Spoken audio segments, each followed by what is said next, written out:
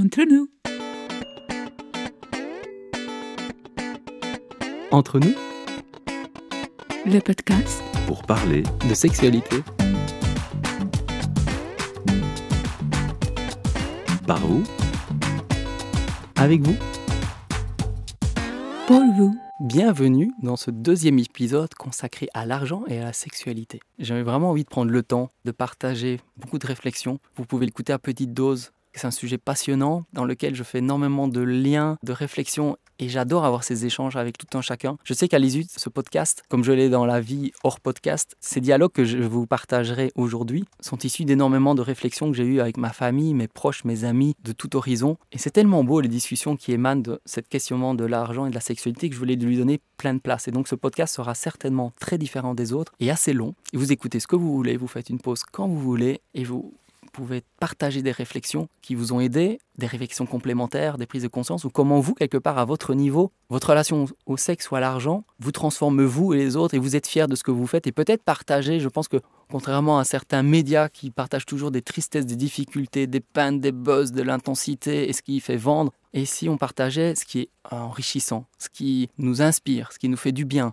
qu'on voit et en fait qu'on révèle comment les gens font usage quelque part, ou comment les liens à leur sexualité et à l'argent permet de créer un monde nouveau. Et ça me ferait plaisir d'avoir en commentaire ou par email des échanges sur cette thématique, comme on discuterait entre amis, pour se permettre de prospérer tous ensemble. Je suis vraiment curieux. Moi, là, je vous partagerai énormément de thématiques sur ce podcast. Je mettrai dans les podcasts des listes de questions et des références de livres ou de vidéos qui permettent de faire des liens, de rebondir, de créer des ponts et d'évoluer tous ensemble sur des réflexions très belles. Alors, c'est vrai que parfois, l'argent et la sexualité sont en lien aussi avec la thématique du pouvoir. Et le pouvoir n'est pas l'autorité non plus. C'est des choses différentes. On peut faire figure d'autorité dans un domaine parce que c'est les autres qui nous reconnaissent avec telle ou telle compétence, habilité, savoir-faire. Et donc, ce n'est pas quelque chose qu'on impose, l'autorité. C'est quelque chose que les autres reconnaissent en nous, de par notre expérience, diplôme, expertise, événements de vie. Mais si on parle du pouvoir, l'argent est souvent un moyen. Et donc, le pouvoir, c'est à la fois s'autoriser ou permettre à l'autre de faire quelque chose. Quand un patron, on est employé d'une entreprise, quelque part, il y a un certain pouvoir lié à l'argent parce qu'on dit « je te paye pour faire ça. J'ai un pouvoir sur toi. Tu es censé faire ce que je te demande de faire. » Bon, est-ce qu'on se prostitue parfois? Est-ce qu'on est authentique, vrai ou pas? Est-ce que l'argent n'empêche pas quelque part l'humain d'être présent sous prétexte de... Après, l'argent permet de faciliter les transactions, les discussions, la fluidité, d'éviter de se poser trop de questions. Donc, ce n'est pas nécessairement négatif. Mais parfois, il y a une notion de s'autoriser ou d'autoriser. Et c'est paradoxal quelque part. C'est à la fois indépendant du pouvoir, mais c'est en lien aussi avec le pouvoir qu'on se donne de créer quelque chose à notre propre valeur. Et puis, un autre questionnement, c'est qu'on parle d'argent liquide. On parle bien de fluidité, du flot de la vie. Comment, quelque part, cette sexualité est abondante, qu'elle peut nous traverser, qu'elle est belle. C'est un flux d'énergie, de sensations. Et à quel point on la laisse circuler en nous, à travers toutes les parties de notre corps et notre esprit. Et tous les domaines de notre vie, on fait circuler. Est-ce qu'elle n'est pas bloquée dans certaines parties du corps ou de la vie ou des domaines de notre vie? Est-ce qu'elle circule librement? Est-ce que justement cet argent circule aussi librement dans toutes les directions qu'on a envie de lui permettre de s'exprimer? Est-ce qu'on contribue au flot de la vie, à notre intuition, notre créativité, notre envie de générer quelque chose? Est-ce que parfois on ne fait pas l'économie de quelque chose qui quelque part nous dessert?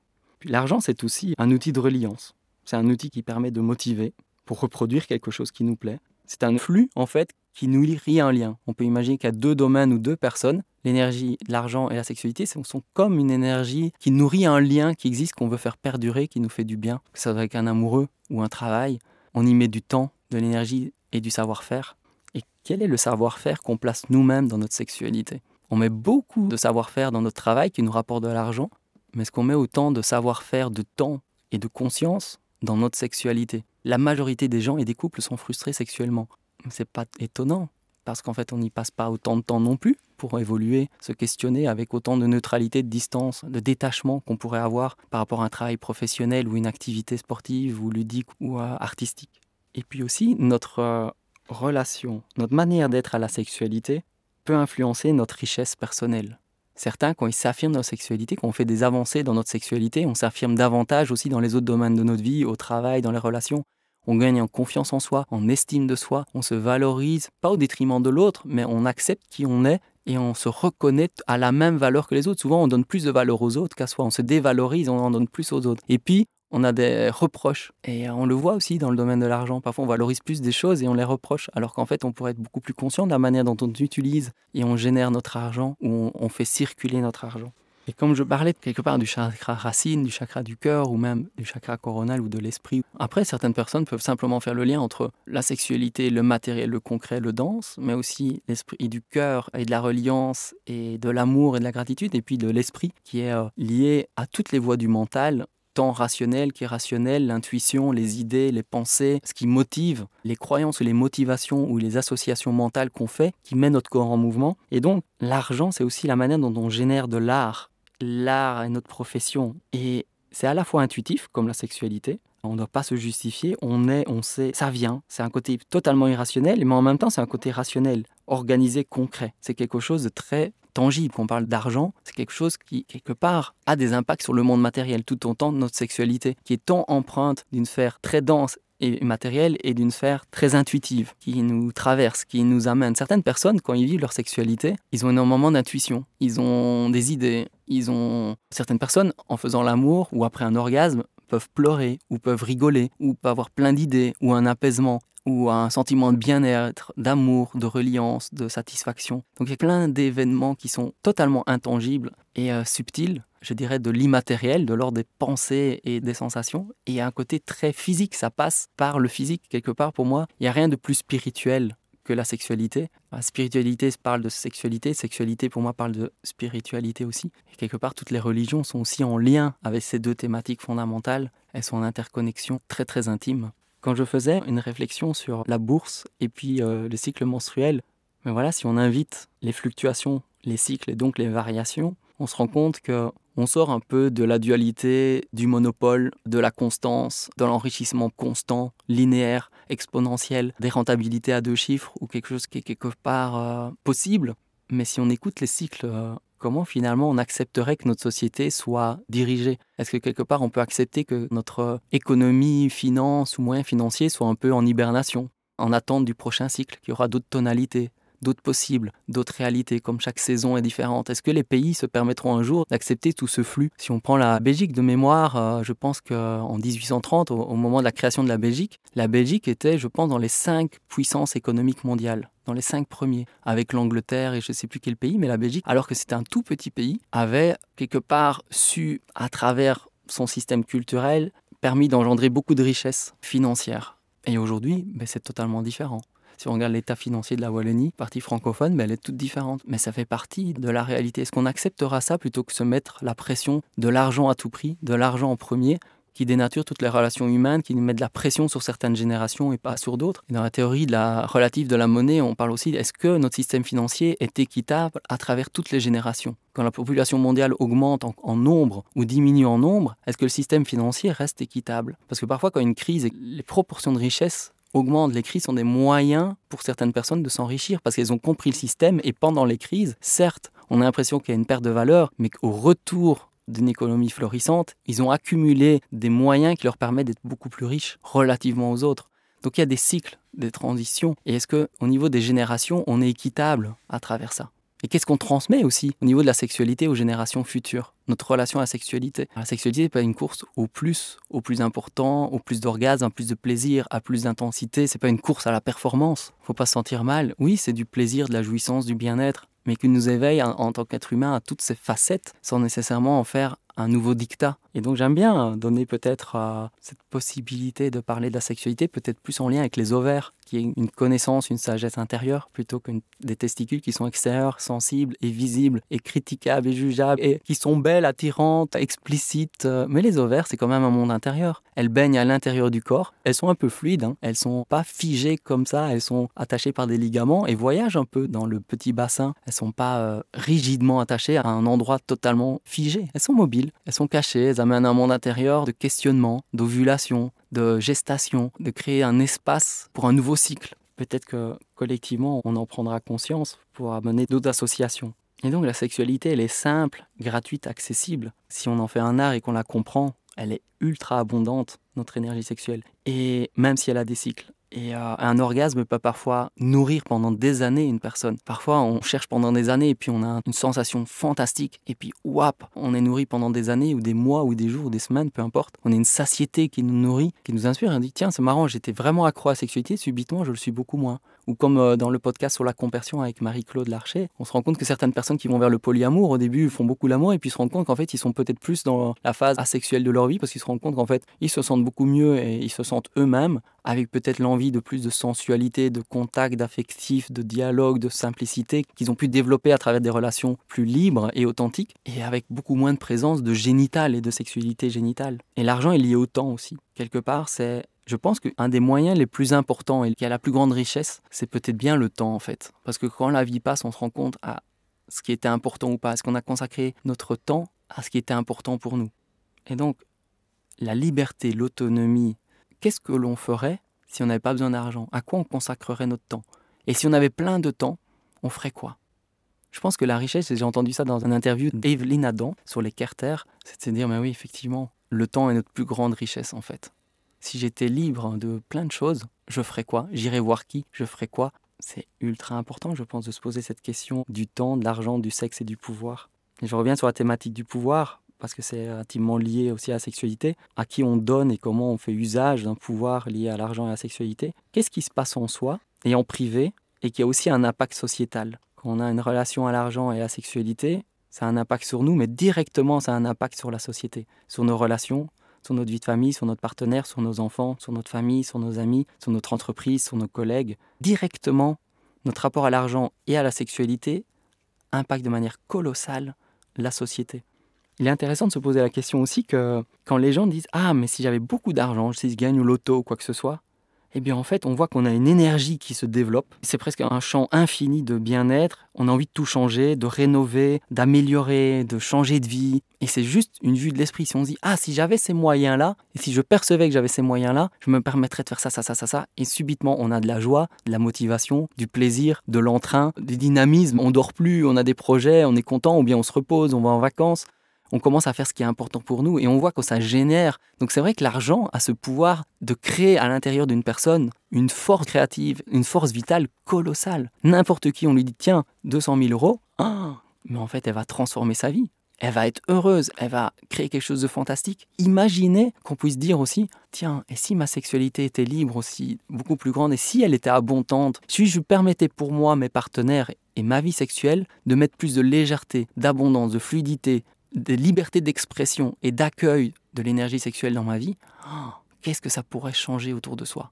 Et là aussi, tout comme l'argent, ça va créer une motivation, un élan de vie colossal. Et différent pour chacun, mais en tout cas, ça va faire changer beaucoup de choses. Si on se permettait que ça ne se soit plus dénaturé par un monopole, une pauvreté, une frustration, mais qu'on la voyait comme une source abondante, et elle est abondante. La sexualité, c'est donc aussi un pouvoir créateur, une étincelle de vie, quelque chose de fort. Et donc on crée de la valeur, on revient de nouveau à une création de valeur et d'échange. Et ça permet de créer des liens, ça permet d'être...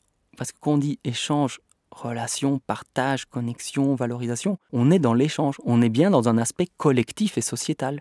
On ne fait pas ça tout seul. On vivrait seul, est-ce qu'on aurait besoin d'argent? Non. C'est parce qu'on vit ensemble, tous ensemble, que l'humain a créé de l'argent pour faciliter les transactions.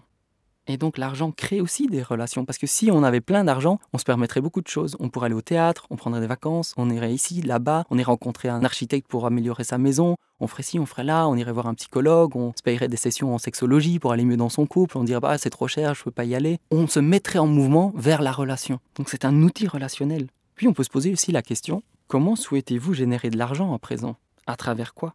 En considérant que vous êtes votre propre banque. Et si vous investissiez en vous, plutôt qu'à l'extérieur ou les objets? Certes, ils sont importants et c'est nécessaire. On ne peut pas créer sans rien. Si on parle d'énergie créatrice et matérielle, ça sert à être acteur dans le monde matériel. Mais si on investissait en nous plutôt qu'à l'extérieur, plutôt que dans les autres, plutôt que de motiver les autres, plutôt que dans une banque, un projet, quoi que ce soit, et si on investissait en nous, en développement personnel, en réflexion, en relation, en expérience, dans l'immatériel, comment notre vie évoluerait si on se permettait ça? Beaucoup de personnes n'osent pas investir en elles-mêmes. Elles se dévalorisent, c'est toujours mieux, les autres feront mieux que soi. Alors qu'en fait, en investissant en soi, on a un effet colossal sur notre entourage, sur nos enfants, nos partenaires, notre famille, nos collègues. C'est quelque chose d'extrêmement puissant d'investir en soi. C'est peut-être le meilleur investissement à faire, c'est en soi. Parce qu'en fait, on sait où on va. L'argent, c'est donc aussi une motivation.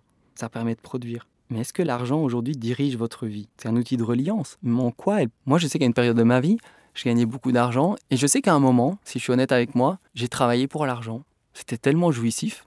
C'était tellement facile, direct. J'étais dans le contexte adéquat, dans un cycle de ma vie où c'était possible. J'étais dans un contexte totalement différent. Et j'ai travaillé un moment pour l'argent parce que je me dis waouh, c'est génial, ça marche, c'est efficace. J'agis et je vois les effets directs. Et je n'ai pas besoin d'investir et voir un résultat dans 10 ans. Et j'avais de la reconnaissance, une prospérité vraiment très appréciable. Et ça m'a permis de me dire mais oui, ça me permet de demain de produire ce que j'ai envie. Si j'accumule de l'argent, ça me permettra de créer ce que je veux. Je me donne les moyens ensuite, quand je saurai ce que j'ai besoin, de l'investir quelque part. Certaines personnes gardent aussi leur argent en banque ou gardent leur argent en coffre-fort ou quelque part. Un peu comme je ne vais pas partager mon affectif, mon énergie sexuelle, ma sexualité, je vais la garder. Et quand est-ce que vous en faites usage? Est-ce que l'argent, il est là pour une vision qui vous crée un sentiment d'expansion, de joie, d'ouverture et vous avez le sourire, ou bien finalement vous bloquez, vous cadenassez et vous n'avez pas confiance, vous ne savez pas où vous voulez aller. Et pour l'instant, en tout cas, vous êtes dans une phase où vous préférez accumuler. Et comme moi, je l'ai fait par le passé, je trouve que c'est très sain aussi de se dire, je ne sais pas, mais en tout cas, pour le moment, j'accumule parce qu'à un moment, je sais que je saurai pourquoi je l'ai accumulé. Pour l'instant, ce qui me paraît juste,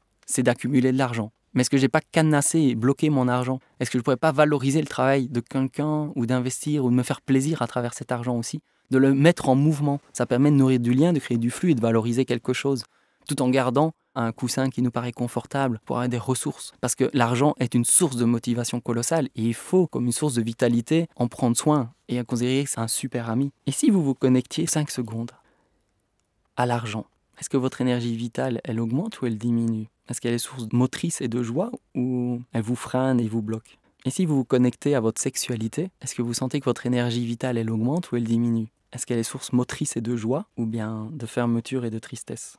C'est étonnant que ces deux sujets, que sont la sexualité et l'argent, si essentiels à l'être humain, sont si peu étudiés et investigués par la plupart des gens, par la plupart des humains. Si on se pose vraiment des questions fondamentales sur c'est quoi l'argent, c'est quoi la monnaie, comment on l'utilise individuellement, collectivement, qu'est-ce que ça a comme impact, tel modèle permet tel résultat, a tel avantage et tel inconvénient, et tel modèle et telle relation et croyance sur la sexualité permet ci ou cela. Me permet, sans jeu, il n'y a rien de bon ni mauvais, il y a juste des effets et des sensations. Et tant que ça vous fait du bien, persévérez, continuez, faites-en un art. Si ce n'est pas suffisamment satisfaisant, vous pouvez changer votre relation à la sexualité ou votre relation à l'argent. Ce sont juste des associations libres. Tout comme l'argent est immatériel d'une certaine manière et une vue de l'esprit, une convention, la sexualité, c'est ça aussi. À la fois, ça nous traverse, c'est transcendantal, c'est quelque chose qui questionne l'humanité depuis qu'elle existe. Et en même temps, on y associe ce qu'on veut. Et l'association va colorer l'argent. Et souvent, parler de sexualité, ça parle d'intimité. On parle de nos rêves, de ce qui nous habite, de ce qui est vraiment intime et vulnérable. Tout comme l'argent, je pense que quand on parle d'argent, on parle de notre intimité à la vie, de nos rêves, de ce qui nous habite profondément. Ce sont les mêmes thématiques, c'est juste des registres différents, qui sont en lien les uns les autres. C'est une capacité de réaliser ses rêves et ses désirs. La sexualité parle de rêves et désirs, de fantasmes, et l'argent parle de rêves, de désirs et de fantasmes. Quelle est ma créativité que je mets dans ces deux domaines de ma vie, tant la sexualité que l'argent? Je peux reprocher tout ce que je veux à la sexualité et aux autres. Je peux reprocher tout ce que je veux à l'argent et aux autres. Mais fondamentalement, quelle association et quelle conscience j'y mets pour suivre mes rêves et mes désirs profonds. Et subitement, la sexualité peut devenir quelque chose d'abondant, de généreux, de transcendantal, de libre, d'intangible, d'espiègle, de fluctuant. Comme la vie, ça bouge, ça change, c'est mouvant, c'est réjouissant. Il n'y a pas de constance. Et l'argent aussi, finalement, d'une certaine manière. L'argent fait tourner le monde et les humains. Comme la sexualité fait bouger le monde et les humains et fait grandir la société.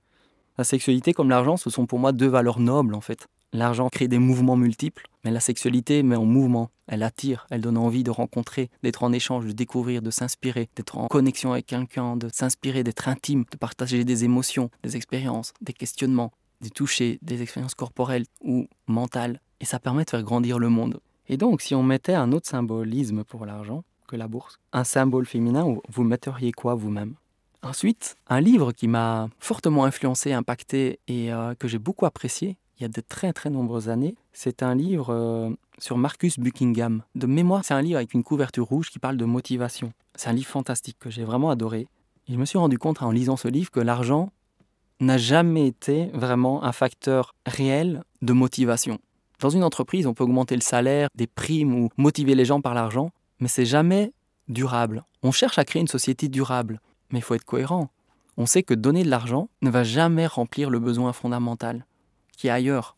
Certes, l'argent est nécessaire, on en a besoin, mais ça vient dénaturer les choses et les gens sont vite frustrés et ils considèrent que c'est un acquis, qu'ils en veulent plus, que c'est naturel, que la base est naturelle. Les indépendants ne comprennent pas les employés ne comprennent pas les indépendants et on vit dans des mondes quelque part un peu différents en relation à l'argent et il n'y a pas un salaire qui tombe tous les mois fixe, garanti et donc on a une vision du monde totalement différente. Et la motivation durable, elle part de nos talents, de ce qu'on aime faire dans la vie, de ce qui est naturel, de ce qui est fluide, de ce qui nous traverse, de ce qu'on peut faire sans jamais se fatiguer ou quand on est fatigué, on est heureux de notre fatigue. On sait qu'on est au bon endroit, qu'on s'amuse, qu'on a le sourire.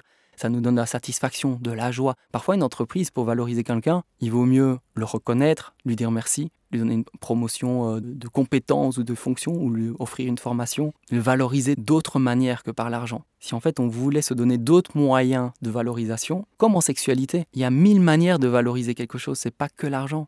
On peut valoriser son partenaire et on le fait à travers un sourire, à travers un contact physique, à travers la gratitude qu'on a de sentir sa chaleur, sa respiration, le son de sa voix, son énergie, son style, sa personnalité, son humour, sa créativité, son mode de vie, sa sécurité, son bien-être intérieur, sa manière d'être au monde, sa manière de vivre avec nous. Si on se donnait d'autres moyens de valoriser, qui ne soient pas le monopole et l'exclusivité de l'argent. Parce qu'en fait, tout comme une motivation en entreprise, une prime n'atteindra jamais le niveau de motivation que de transmettre un état de bien-être intérieur, qui change fondamentalement la joie de la personne de travailler dans une entreprise. Si on travaille, on a des besoins fondamentaux. On a besoin de confiance en soi, qu'on nous fasse confiance, qu'on ait des responsabilités, qu'on soit à la bonne place, au bon endroit, qu'on nous écoute, qu'on contribue au système tout autant que le système prend soin de nous pour qu'on contribue, et que c'est un jeu d'écoute et de partage et de croissance mutuelle. Pour moi, c'est fondamental.